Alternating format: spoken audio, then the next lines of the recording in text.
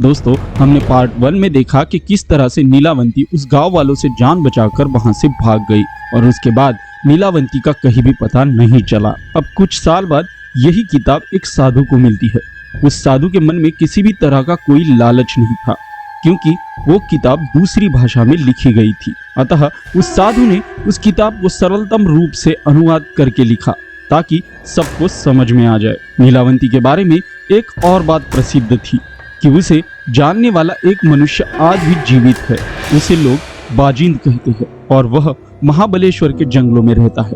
कहते हैं उसकी आयु 1000 वर्ष से भी ज्यादा है। अब सबसे आसान तरीका तो यह है कि पहले बाजिंद को खोजा जाए जो उसे जानने वाला है और उसके पास से जो जानकारी मिले उसके आधार पर नीलावंती की खोज करे।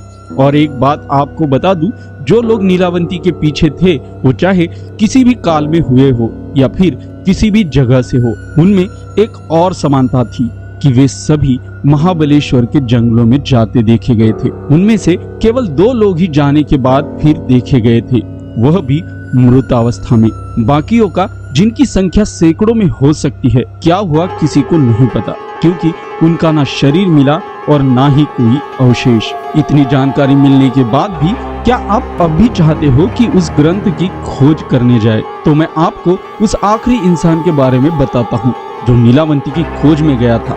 शायद आपको कोई काम की बात मिल जाए जो आपको नीलावंती खोजने में काम आ जाए। उसका नाम राव साहब था। वह रत्नागिरी के पास एक गांव का जमींदार था। उसका जन्म मुंह में चांदी का चम्मच लेकर हुआ था। कमी किसी भी बात की नहीं थी। मल्ल थे इसलिए बल भी था। धन और बल दोनों से वह अपने सामने हर किसी को झुकाना पसंद करता था।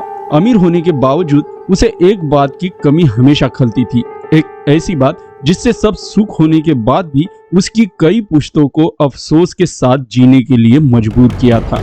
उस बात का पता चलते ही वे एक ही बात सोचने लगते थे कि शायद यह किसी तरह से बदला जा सके। वह बात यह थी कि उसके खानदान में बहुत पहले किसी ने केवल गलत फहमी के कारण 7 कुएं भरे जाते इतना सोना और हीरे जवाहरात समुद्र में डुबा दिए थे।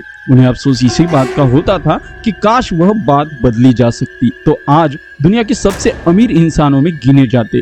पर ऐसा तभी हो सकता था जब समय में पीछे जाकर उस गलत फहमी को दूर किया जा सके।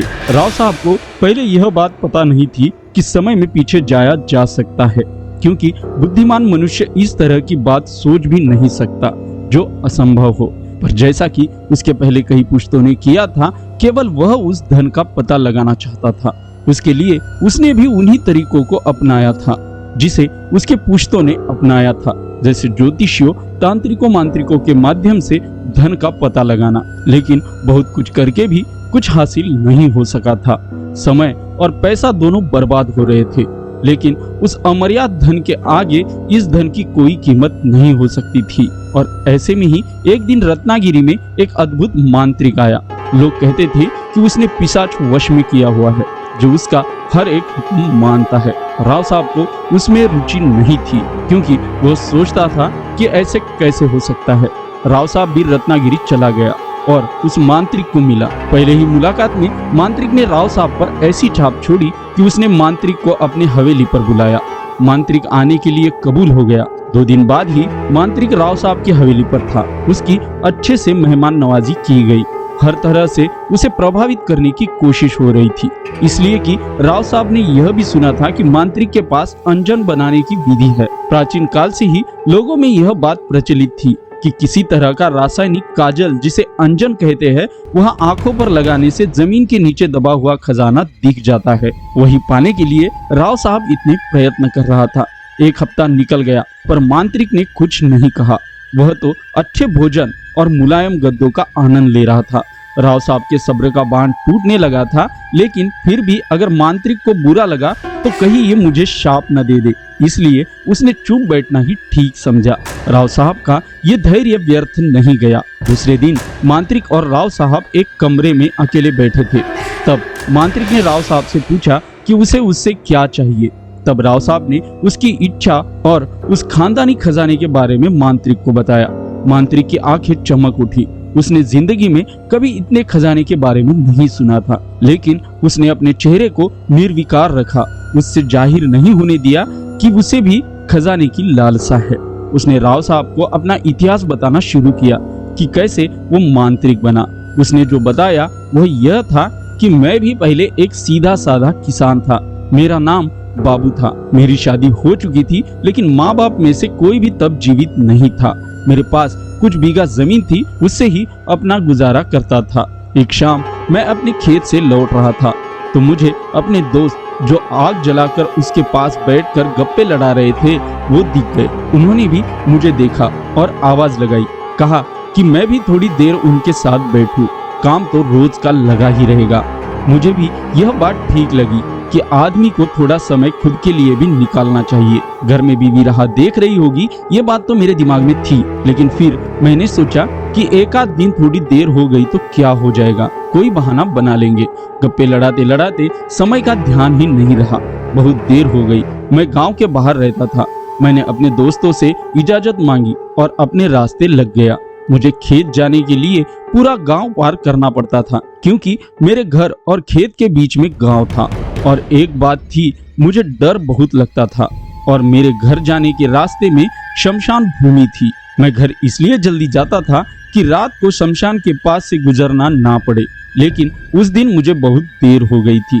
मैंने जैसे तैसे अपने मन को तैयार किया, क्योंकि आगे स्मशान भूमि यानी भूतों का इलाका शुरू होने वाला था। मुझ जैसे डरपोक इंसान के लिए यह बात बहुत गंभीर थी। मैं तेजी से अपने कदम बढ़ाने लगा। मुझे बस अपने घर पहुंचना था। अब शमशान भूमि शुरू हो गई थी। मैं मन में राम नाम जपने लगा। अचानक से अंधेरा बहुत घना हो गया। मेरा डर अब चरम सीमा तक पहुंच गया। मुझे अब इतना ज्यादा डर लग रहा था कि अब इसी डर की वजह से मेरी मौत ना हो जाए, इस बात की चिंता होने लगी थी। शमशान के सन्नाटे को उल्लुओं की आवाज भंग कर रही थी, जिससे माहौल और भी डरावना हो गया। तभी अचानक से किसी के चीखने की आवाज आई। डर की एक तेज लहर मेरे सीने में दौड़ गई। मैं जगह पर ही खड़ा रहा। दूर कहीं कुछ चमक रहा था। लगता था किसी की चिता जल रही थी। अब मेरी हालत इतनी गंभीर हो गई थी कि मेरे सीने में तेज दर्द होने लगा। मेरी सांस तेजी से चलने लगी और धड़कनें सामान्य से दुगनी हो गई। मुझे फिर से वैसे ही चीख सुनाई दी।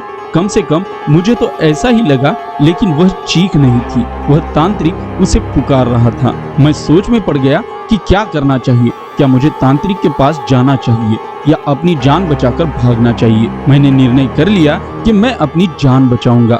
मैं भागने लगा।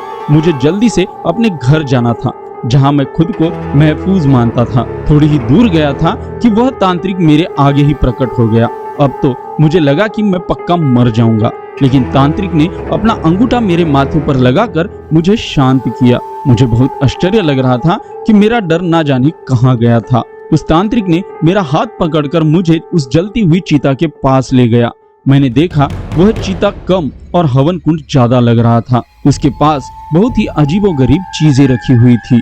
उसमें से कुछ तो भयानक भी थी, जैसे कि इंसान की खोपड़ी, खून से भरे प्याले, अलग अलग मिट्टी के बर्तनों में कई पशुओं के अंग भंग कर रखे हुए थे। मुझे समझ नहीं आ रहा था कि ये सब क्या चल रहा है। मैंने तांत्रिक को पूछने का सोचा, लेकिन तांत्रिक ने जैसे मेरी इच्छा भांप ली। उसने उंगली मुंह पर रखते हुए इशारे से चुप रहने के लिए कहा। मैं बहुत देर तक बैठा रहा, जब तक कि उस तांत्रिक ने सारी विधियां पूरी नहीं की। अब मध्य रात्रि हो रही थी। रात शायद अमावस की रही होगी। तांत्रिक उसकी विधि पूरी होते ही वहां से उठा और उसने मुझसे कहा कि उसे आगे की विधि करने के लिए किसी स्त्री की बलि देनी होगी, जिसको अब तक बच्चा ना हुआ हो। मेरा दिल दहल उठा और मुझे लगा कि मैं किस मुसीबत में पड़ गया हूँ। मुझे बच्चा नहीं हुआ था और मेरी बीवी घर पर थी। मैं एक साधारण किसान था। मेरी और मेरी पत्नी का ना कभी झगड़ा होता था और ना मुझे किसी बात के लिए तंग करती थी। उस तांत्रिक के पास ना जाने कौन सी ऐसी शक्ति थी कि मैंने उसे अपनी 5 बीवी के बारे में बताया। बताते समय भी मुझे लग रहा था कि वह ठीक नहीं है, मुझे ऐसा नहीं करना चाहिए, लेकिन मेरी जुबान अब मेरे नहीं बल्कि किसी और के वश में थी। तांत्रिक ने जैसे ही मुझसे बीवी के बारे में सुना तो वह खुश हो गया। उसने मेरे हाथ में एक बहुत बड़ा छुरा दिया और कहा कि अपनी बीवी को यहाँ लेके आओ या फिर उसका सिर काट कर ले आओ। साथ में एक इंसान की खोपड़ी भी थी और कहा कि यदि साथ में नहीं आती और अगर सिर काटने का फैसला लेते हो तो जैसे ही गर्दन पर छुरा लगाओ, तुरंत इस खोपड़ी में उसका खून जमा करो, बिना एक भी बूंद जमीन पर गिराए। मैंने छुरा हाथ में पकड़ लिया। मुझे आश्चर्य हो रहा था कि मैंने ऐसा क्यों किया। मैं घर की तरफ जाने लगा, जहां मेरी बीवी सोच रही होगी कि उसका पति हर रोज दिन ढलने से पहले खेत से लौट आता है। लेकिन आज ऐसा क्या हुआ कि मध्य रात्रि के बाद भी वह नहीं आ पाया। शायद उसने बहुत देर तक मेरी राह देखी थी और वैसे ही दरवाजे के पास सो गई। मेरा घर सुनसान इलाके में नहीं था। मेरे घर के आसपास भी थोड़ी दूरी पर कई घर बनाए हुए थे, लेकिन देहातों में लोग जल्दी सो जाते हैं। दोस्तों, वीडियो लंबी ना हो जाए इसलिए इसके आगे की कहानी पार्ट 3 में बताऊंगा। यदि वीडियो अच्छी लगी तो वीडियो को लाइक और चैनल को सब्सक्राइब करना।